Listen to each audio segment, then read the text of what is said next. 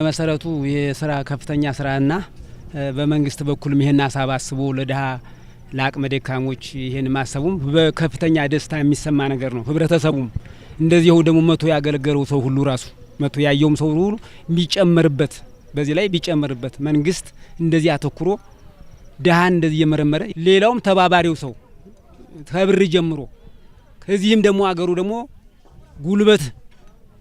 ጉልበት ጨምሮ መስራቱ መንግስትም መጀመሪያ ንድፈ ሀሳቡን በማሰቡ ከፍተኛ ደስታ ይሰማኛል። ህዝቡን ይሰማል። ደስ የሚል አሰራር ነው። ይሄ ቢቀጥልበት አስፈላጊ ነው። ድሮም ደካማ ሲረዱት ለእግዚአብሔር በኩል አመች የሆነ ስራ ይሰራል። በእግዚአብሔርም ዋጋ አለው።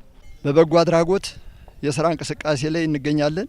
በዚህ የስራ እንቅስቃሴ ላይ በመጀመሪያ ደረጃ ይህን በጎ አድራጎትና ድጋፍ ለማድረግ ከትምህርት ቤታችን በመነሳት ከ50 ብር በመምህራንና አስተዳደር ሰራተኞች ላይ መነሻ በማድረግ እንደ ችሎታ ሁሉም በማዋጣት በመጀመሪያ 1400 ብር ከትምህርት ቤታችን መነሻ በማድረግ ከሰራተኛው በማዋጣት ዛሬ እንደ አጠቃላይ የወረዳችን የትምህርት ባለሙያ ከጽህፈት ቤት እስከ ርዕሰ መምህራን ሱፐርቫይዘር መምህራን የተሳተፉበት መዋጮ ማድረግ 68280 ብር በማድረስ በዚህ ብር 30 ቆርቆሮ 14 ኪሎ ሚስማር እንዲሁም አንድ ላሜራ መዝጊያ እስከነ ማጠፊያው የተሟላ በማድረግ የስራ እንቅስቃሴውን ሁላችንም ተሳትፈን ይሄን በጎ አድራጎት ለመስራት የታቀደው እቅድ 3 ቦታ ላይ ነው።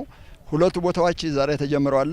ዛሬ ያልቃል ብለን እናስባለን። አሁንም ቢሆን ይሄ ቅን አመለካከት በጎ አድራጎት በጎ ስራ ለሁሉም ለራሳችን ጭምር ስለሆነ ይሄን አርአያ ይዞ እንዲከተል ከህብረተሰቡ ጋር በመነጋገር ህብረተሰቡ አስተዋጽኦ ማድረግ ራሱን ስለዚህ ለዚህ የስራ እንቅስቃሴ ለተቀደሰ ዓላማ ሁላችንም ከቦታው ተገኝተን ስራው እየተሰራ ስለሆነ ነገም ተነጎዳም ለእንዲህ አይነቱ ላይ የተቸገሩ ወገኖቻችን ለወገን ደራሽ ወገን ነው በሚለው ላይ ስራችን ለመስራት ዝግጁ በመሆናችን እዚህ መጥቶ ለተሳተፈው ሁሉ የተቀደሰ ዓላማ ስለሆነ ከልብ እናመሰግናለን። በፍሳሽ በውሃ ይወርድባን ነበር። ዛሬ መንግስት ባህር ነው። መንግስቱን ያንወርልን።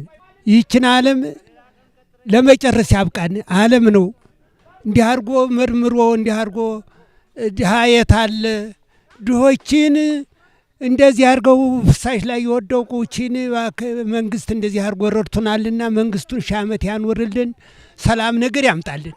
ይህች ልጅማ ይኸው እንግዲህ ዛሬ ጀምራ ዓለም ገባች። ዛሬ ደስታችን ተውት።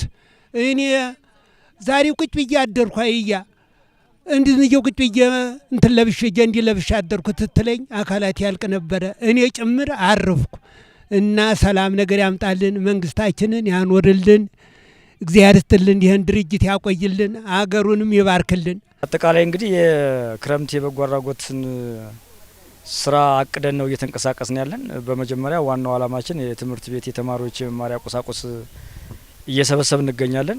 በተመሳሳይ ደግሞ ደካማና እንዲሁም የተጋላጭ ማህበረሰቦችን ቤት ጎን በጎን ለመገንባት አቅደን እየተንቀሳቀስን ስለሆነ ወረዳው በሰጠን እቅድ መሰረት ርዕሰ መምህራንና ሱፐርቫይዘሮችን በማንቀሳቀስና ገንዘብ በመሰብሰብ ዛሬ ላይ ከ68 ሺህ ብር በላይ በጥሬ ገንዘብ በመሰብሰብ በማህበረ ብርሃን ቀበሌ ተሰጥቶን እሱን ግንባታ የጀመርንበት ሁኔታ ነው ያለ። በተመሳሳይ በርካታ ርዕሰ መምህራንና ሱፐርቫይዘሮች በአካል ተገኝተው በጉልበት ሲያግዙ የዋሉበትና ግንባታ ሲገነቡ ነው የዋሉት።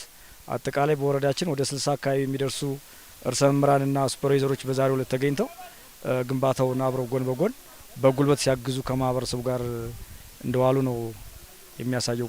የተጋላጭ ማህበረሰብ ቀጣይ አንድ ቤት ለመስራት ደግሞ በእቅድ የተሰጠን ስለሆነ አሁንም ገንዘብ እየሰበሰብን ያለን ከመርሱ። ስለዚህ እሱን ገንዘብ አሰባስበን እንደጨረስ ደግሞ ተጨማሪ አንድ ቤት በቅርቡ የምንገነባና ለደካማ ማህበረሰቦች እንደምናስረክብ ማረጋገጥ እወዳለሁ።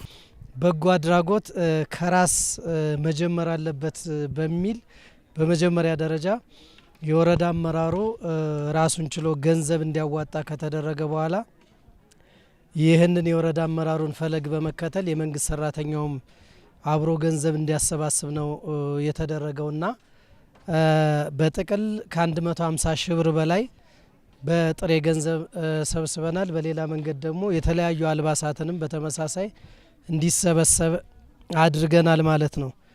በሌላ መንገድ ይሄንን ገንዘብ እና ቁስ ከሰበሰብን በኋላ በትክክለኛ መንገድ ችግረኛ ወይም ጉዳተኛ የሆኑትን የህብረተሰብ ክፍሎች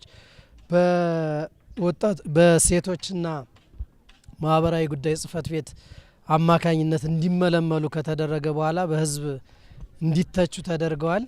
ይህንን መሰረት ተደርጎ አሁን እዚህ ዛሬ የሚታዩት የተተቹት የህብረተሰብ ክፍሎች ነው እየተሰራ ያለውና ይህንን የበጎ አድራጎት ስራም ስንሰራ ተቋማት በራሳቸው ሰራተኞች በራሳቸው በየደረጃው ራሳቸውን ችለው ነው እንዲሰሩት ያደረግነው። ይሄ እዚህ የሚታየው መምህራን ራሳቸውን ችለው በራሳቸው ባሰባሰቡትና ባዋጡት ገንዘብ ነው የተለዩትን ጉዳተኞች ዛሬ እዚህ የሚታየው እየተሰራ ያለው። ዘንድሮ ጥሩ ሆኖ ያገኘ ነው ማህበረሰቡ እዚህ እንደሚታየው በራሱ ፍላጎት በራሱ ተነሳሽነት በጉልበትም እያገዘ ነው፣ በገንዘብም ጥሩ አስተዋጽኦ እያደረገ ነው ያለው እና ማህበረሰቡም በመደገፍ በማገዝ ረገድ ጥሩ ነው።